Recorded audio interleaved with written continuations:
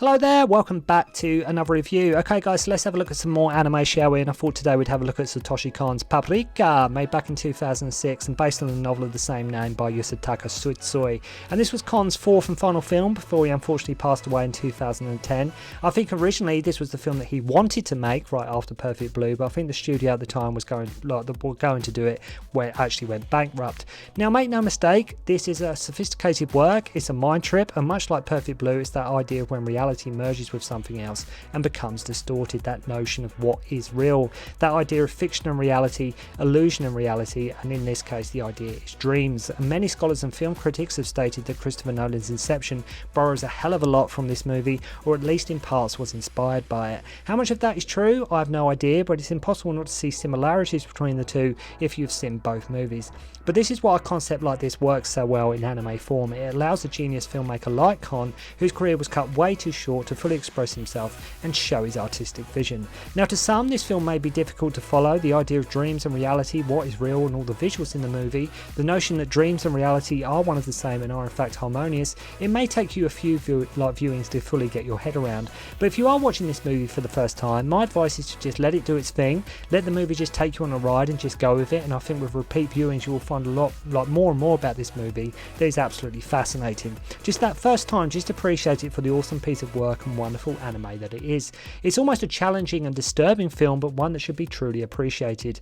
If you can't make sense of this movie, I wouldn't worry too much, because the bottom line is I don't think it's meant to be fully understood. Just like the dreams we have very seldom make sense. It's often in a lot of people's best films list, or at least best anime films list, and rightly so. As I say, it's a wonderful achievement. Now there is a lot more to this movie than just dreams. In fact, there are so many themes, layers, ideas and questions raised by the movie that it would be a huge list if I was to go through them all. The film does invite you to think about so many things, especially what dreams are. Kon purposely makes the film to be confusing and like a puzzle, so I think his main goal here was to get his audience to think.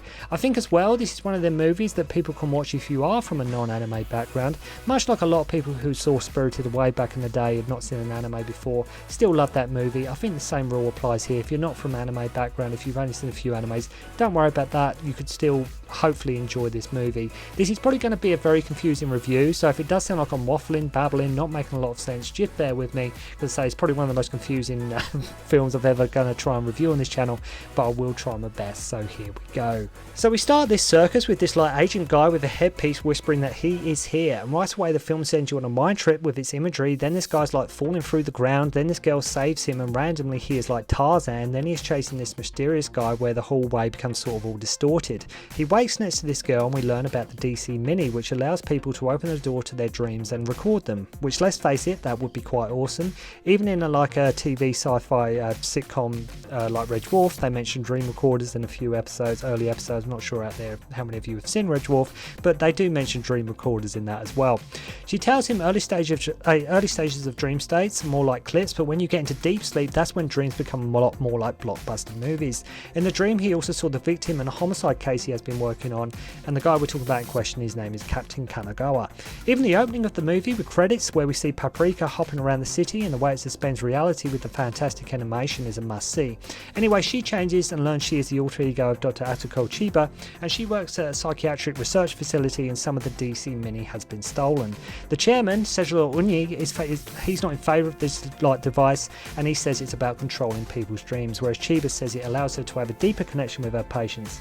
So the chief, Toru goes absolutely berserk and jumps out of the window, and they say he has a dream of a patient stored in his brain. They say he was treating someone, that someone used the DC Mini to intrude. They see this person Himuro when watching the chief's dream back, and this guy Himuro, he was like the assistant and friend of Kazuko Takita, the person who invented the Mini. They go to the apartment and Chiba finds a ladder going down in the closet. There's a vision like is an empty fairground and sees Himuro as this like small geisha. There's also the mention that they think she has anaphylaxis, as she has the most exposure to the device, and she like almost falls off this balcony. So Chiba as Paprika goes into the dream to get the chief out, and we have like this really random trippy parade of various different objects. And some of the visuals in this movie are so surreal, out there and bizarre. As mentioned, the whole movie does feel like a dream unto itself. Chiba also sees the dream version of her when walking, so it has that idea of like a dream you and a real you. As I say, I'm trying to keep this review as simple as possible and not go too deep here. So the chairman is stopping the program and forbidding the use of the DC Mini after two of Chiba's colleagues also fall victim to what is going on. Chiba recognises a robot design that she saw that was in the dream on Tokita's t-shirt, which is from a theme park he used to visit as a kid. She thinks Himuro is there and his body sort of almost falls on her. So, bear with me so far. There are still two DCs missing, and basically this guy Himuro is their only lead. Dr. Tokita, the person who created the project, is like a big kid, and as mentioned, Himuro was his assistant. Chiba basically tears into Tokita, exclaiming that he isn't taking this seriously enough. We then go back to Konikawa's dream, where Paprika is operating the lift, and each level is like a different part of the dream state. Does that sound familiar to anyone? And the special floor is where he sees the guy being killed with a figure running away.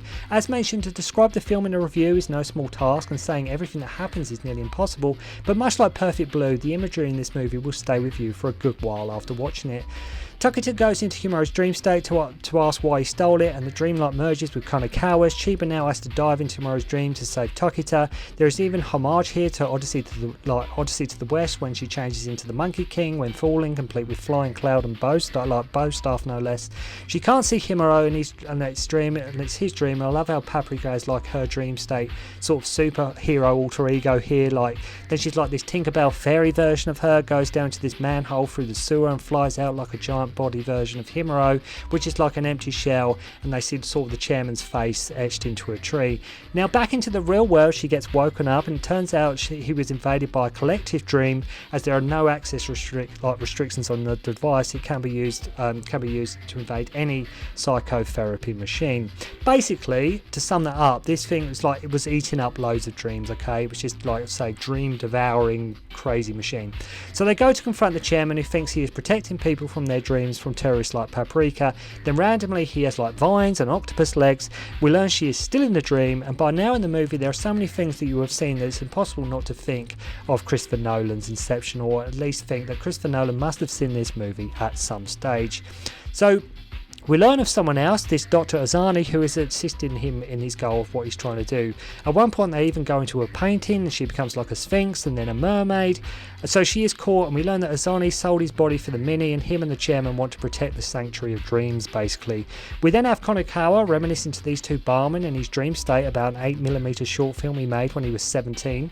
This is where everything becomes really, as I say, it was messed up anyway, it was confusing anyway, but this is where everything does really become really distorted and twisted. Like the guy he was chasing was a guy, there was something about the guy who died when he got accepted into film school. He then runs into a cinema and sees the Sonny sort of assaulting Paprika on screen. He puts his hands sort of through and inside her and rips the skin off to reveal Chiba underneath sort of Paprika's skin. The chairman comes out the side of his body as Konikawa tries to run through the cinema screen to save her. He shoots Azani, wakes Chiba up after the film ends. It ends like a movie on screen, complete with like an audience. Asani dies in the dream world and the real world. Now at this point I say, if you don't know what was going on, if you didn't know what was going on before this bit in the movie, you definitely wouldn't have a clue now, okay? You wouldn't be having a complete foggiest idea what is happening in the movie, and that is why the film greatly benefits from repeat viewings. So the parade in the dream, this parade I mentioned earlier is going absolutely crazy. You have a moment where they sort of dive into a TV. Tokita in robot form swallows Chiba, and she reappears in sort of like a dream state ghost form, declaring basically that she loves him. Then a great big Attack on Titan style chairman appears. Then Paprika turns into like this ghost-like girl and starts sucking away and devouring the world around her and the chairman, and suddenly all is back to normal. Tokita wakes up saying he had the best dream, and sort of Chiba joins him. And if you look at the last scene of this movie, when Konikawa goes to watch the movie Dreaming Kids, you see posters for Tokyo Godfathers and Millennium Actress there as well, other con works. Really crashed through that. Probably didn't make a hell of a lot of sense to most of you, and as I said, I probably got the plot completely wrong. As I say, there's so many things happening with this movie to give it a review. I'm sure there's people out there that have done really in-depth thought-provoking reviews of this movie and talking about all its themes and questions and what it raises. But an amazing movie, and hands down one of the more complicated movies I've ever had to run through in the space of sort of 10 or so minutes. But as always, if I got bits of the plot wrong or the odd name wrong here and there, please do forgive me.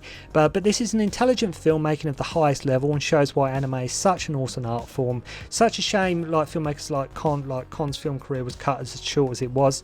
As I say, because who knows what that guy would have made next, what other films he would have done. But as I say, it's just incredible filmmaker, really incredible. And like I said, Paprika, I'm not bashing Inception at all, absolutely love Inception, but if you have seen Inception and you want more of the same, you want something like that idea of dreams, make sure to go and check out Paprika. And I say, I'm pretty sure or could assume that Christopher Nolan must have been aware of this movie. He must have heard about this movie, or saw, even, like I say, even just the idea of it might have planted the seed for him to do Inception. We never know. But as I say, such a shame Kon's career was cut as short as it was. But let me know what you thought of Paprika, and also what is your favourite Satoshi Kon movie. Make sure to let me know. So thank you very much indeed for watching. Hope you enjoyed the review, and I'll see you again soon. Don't concentrate on the finger or you will miss all that heavenly glory.